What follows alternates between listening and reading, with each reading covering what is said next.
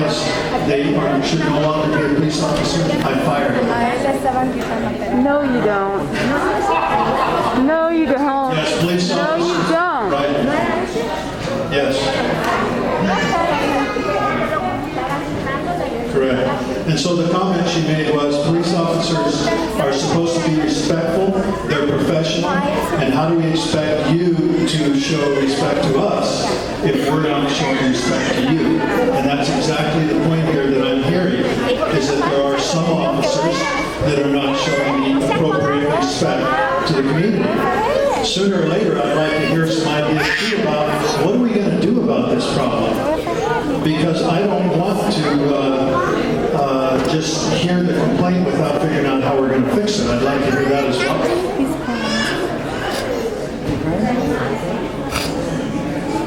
That's scary. They're saying the normal. They're like everybody else up for one. They act like they're top shit. They got the badge on. You're making it seem like they're scared of them.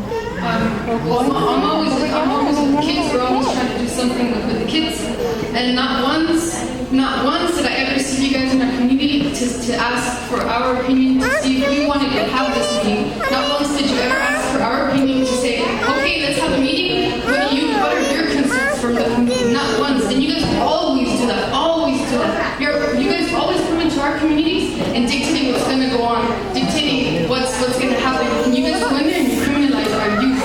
You think that because we had a funeral and one of our friends, a family member from the family, he went to go pay his respects to his friend Martin because he passed away. And what did you guys do? You guys took him and took him in for 6 months. He's 16. Do you guys think that is productive for a child to be at 16 be put in jail for 6 months for his brother that just passed away? Do you guys think that's productive? Do you guys think that keeping him in jail is necessary? Do you think taking him out of school instead of saying, you know what, you guys, you want to go visit your friend that died? We're gonna tell you to keep going to school till you finish high school. No, you guys, what you do, you take him to prison instead of going and criminalizing the real criminals. Why don't you guys go criminalize the people that just signed for the bed tax, right? They're gonna build that building, $158 million.